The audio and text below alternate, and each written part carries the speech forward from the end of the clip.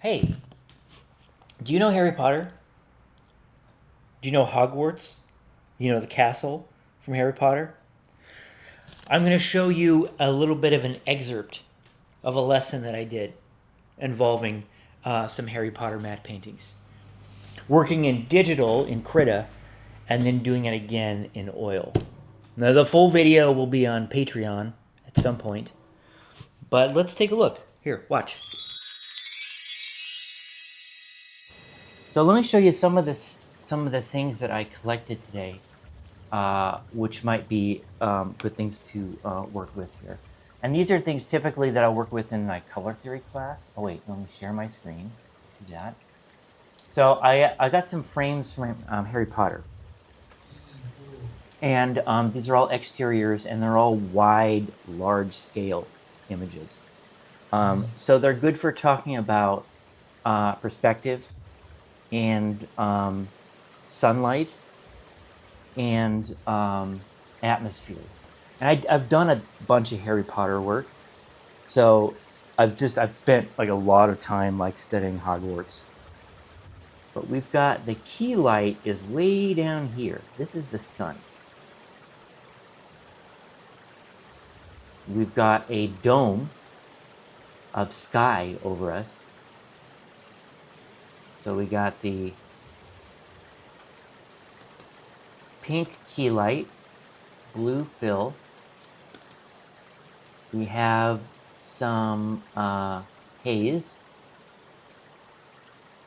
And the key light, it's all the same light. It's like the whole world is lit by the sun, but the sun is being divided into different paths.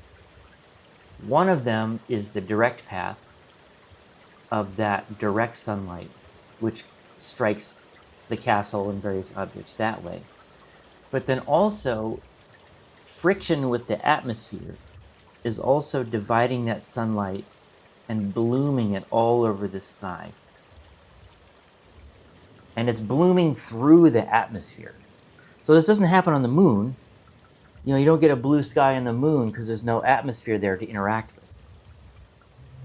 But on Earth, we have the sky will light up different colors. Now, I also am seeing a gradient on this mountain. Gradients are another thing which people miss all the time. Because in real life, you don't really see flat colors. Like, everything has variation in it. And so we might look at this mountain and at first just sort of think of it as, oh, that's a mountain of a certain color. But it's not all the same. You can see it's brighter on the left than it is on the right. So let's put a grad into this mountain.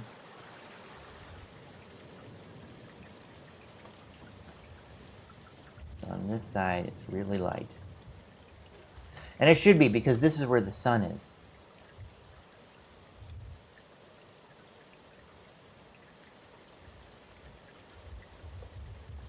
And the color logic is also contributing to our understanding of the scene. Again, it's like we also have a little bit of a hue drift, which is described by distance also. Like we're losing saturation with Z-space. You look at the ground right here, and we have like a rich orange right there. You look back at the mountain here, or here, and the colors are almost non-existent. Like, that's another way to measure Z-space.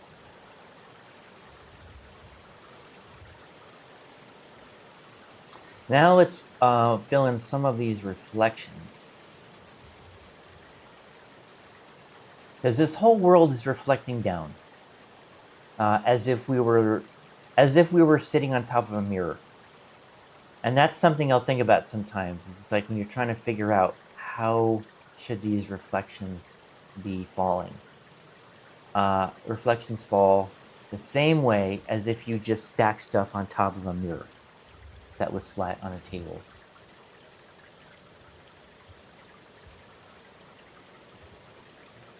All right, and then we have grass here too. So now we can sort of see how green is going to behave in this environment. Because we have kind of a deep forest green here. But this green is angled away from the sun. So it's receiving its light from the sky, like over here. And this light is bluer than the light over here. So this part of the trees are going to be a bluer green.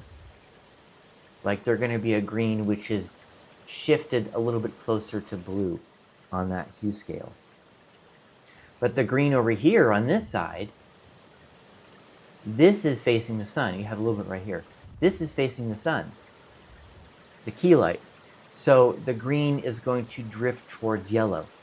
We're going to have like a yellowish green on this side, bluish green on this side.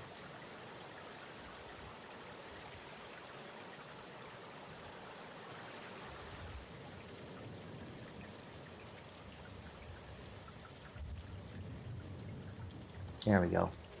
All right, so I was just looking at the water again. All this stuff that has to reflect down here. Let's come back to this mountain. Here are these two towers. Go a little further down. All right, now I really need to like show this z-space difference, and I don't think it's showing it enough yet. So let's. I'm gonna push and exaggerate this difference a little bit more.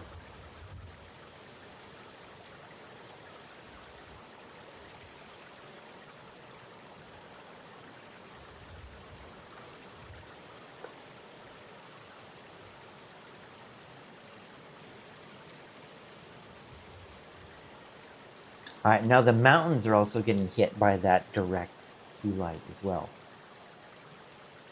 So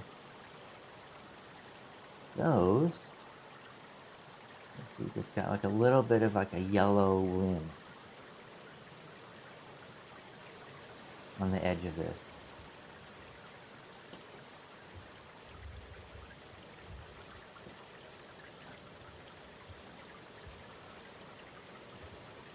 And then this one too.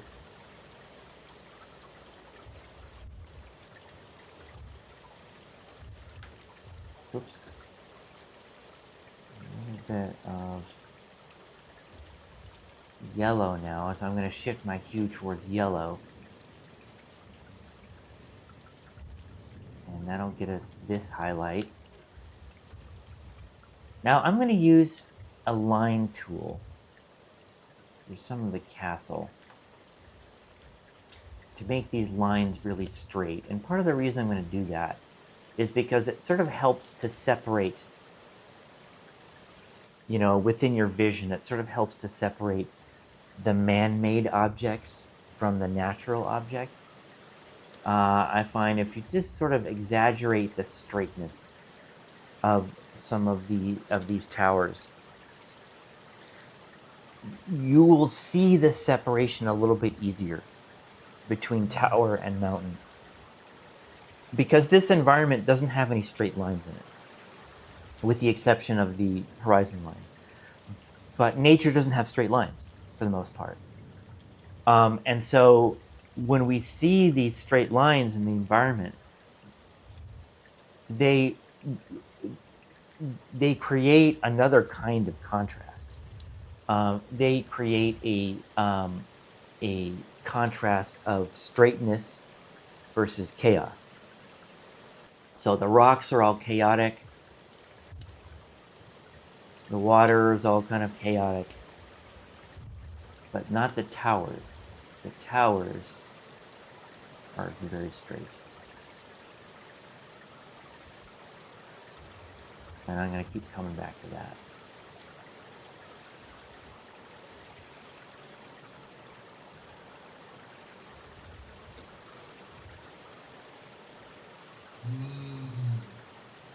So, like the rooftops on Hogwarts, sort of natively, the pigment of the rooftops is kind of like a dull turquoise.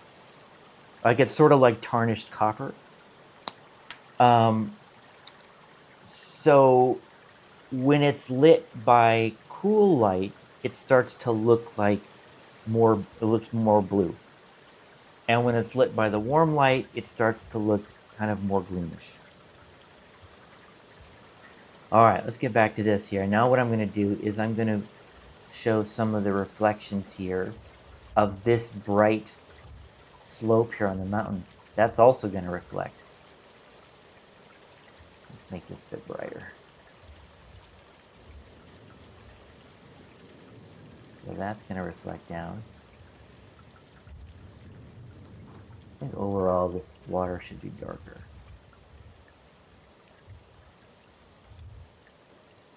And let's reflect some of that pink in the water too.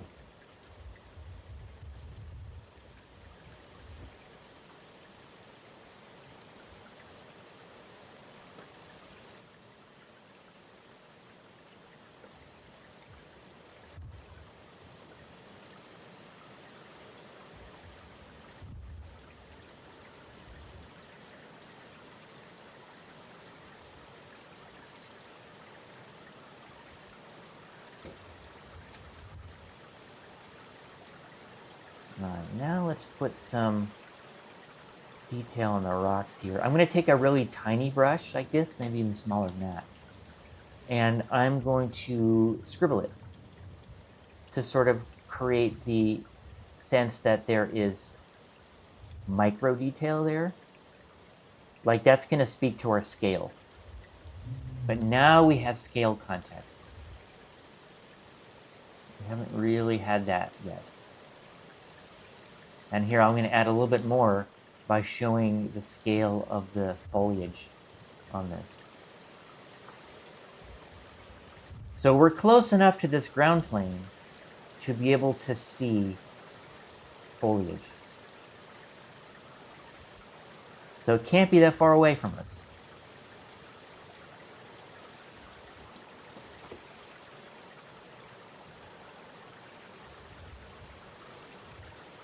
I'm going to switch to a smudge tool. This, by the way, is something Photoshop cannot do. Photoshop cannot smudge. So now with this tool, I can go through and I can just blend together some of the brush strokes. Oh, you know what? We should put some texture on that water. Here's a trick. Actually, here's a couple tricks. One way to do that water is just with some little hashes. And that's not a terrible idea. But another thing we could do is now I can make a texture brush out of this. If I take this simple round brush and just add scattering to it. Turn on the scatter. I'm going to turn off the pressure. Now I get a scattery brush. But then I'm also going to go to my brush tip and let's make it bigger first, but let's make it flatter. So I have on here the ratio. Yeah. So now I can make it a squished sphere.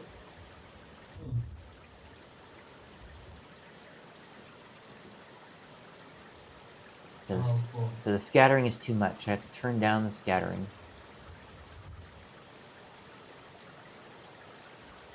Yeah. So now I can put in a little bit of that, the waves in there. And notice the waves are not like, the visibility on the waves isn't the same everywhere. The waves are more visible where contrast allows them to be more visible. Now it zoomed in a bit. Now I can see a bit more rock detail on this. And I can see that the rock detail is more noticeable the more it's angled towards the sky. So areas that are like on the side of this wall are still quite dark, but rock faces that are rotated towards the sky are more visible and bluer because they're lit by a blue sky.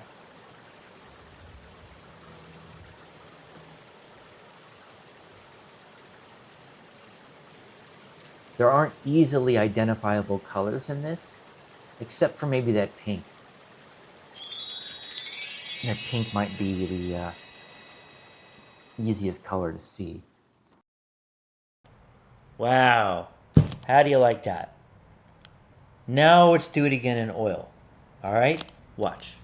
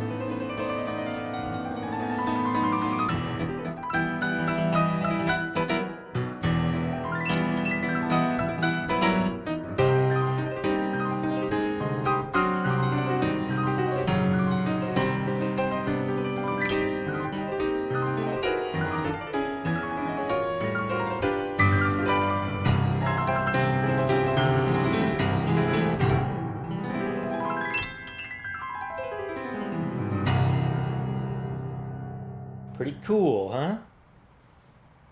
Yeah, see?